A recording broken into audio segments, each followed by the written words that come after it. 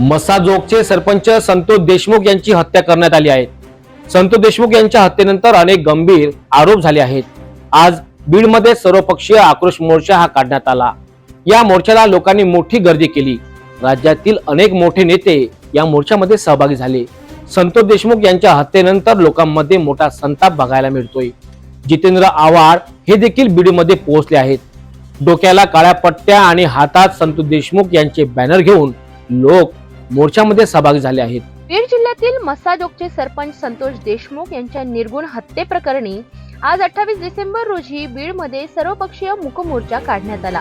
या विराट सर्वपक्षीय मोर्चामध्ये बोलताना सर्वपक्षीय नेत्यांनी मंत्री धनंजय मुंडे यांची मंत्रिमंडळातून हकालपट्टीची मागणी करतानाच त्यांना बीडचे पालकमंत्रीपद सुद्धा देऊ नये अशी मागणी एकमुखाने केली। बीडमधील दहशतीला मुंडे कारणीभूत असल्याचा आरोप अनेक नेत्यांनी केला। मूक मोर्चाला मराठा आंदोलक मनोज जरांगे पाटील, संभाजीराजे छत्रपती, जितेंद्र आव्हाड, खासदार बजरंग सोनवणे, आमदार सुरेश धस, संदीप क्षीरसागर, प्रकाश सोळंके, अभिमन्यू पवार, नरेंद्र पाटील, ज्योती मेटकर आणि दीपक केदार यांनी संबोधित केले। संतोष देशमुख यांची कन्या वैभवीने मोर्चाला संबोधित केले। यावेळी वैभवीने काल ढगाळ गेलेला सूर्य आज दिसतोय पण माझे वडील कधीच दिसणार नाही म्हणताच मोर्चातील जनता गहिवरली।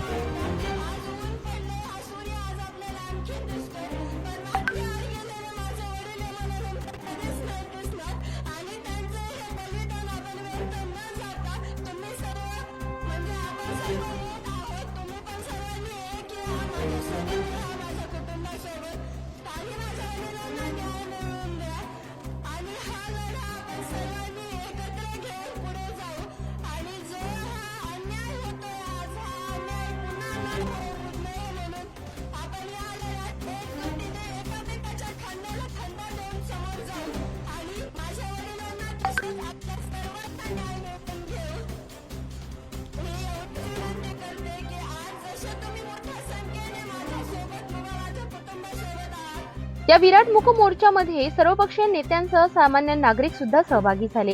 आम्ही न्याय मागण्यासाठी आलो आहोत, आम्हाला न्याय द्यावा अशी एकमुखाने मोर्चातून मागणी करण्यात आली। बीड मधील या विराट मोर्चाला जिल्ह्यातील जनतेचा अभूतपूर्व असा प्रतिसाद मिळाला। त्यामुळे सरकारवर वाल्मिक कराडवर कारवाईसाठी दबाव वाढल्याची चर्चा रंगली आहे। दरम्यान बीड प्रकरणात मुख्यमंत्री देवेंद्र फडणवीस यांनी सीआयडीला महत्त्वपूर्ण आदेश दिले आहेत।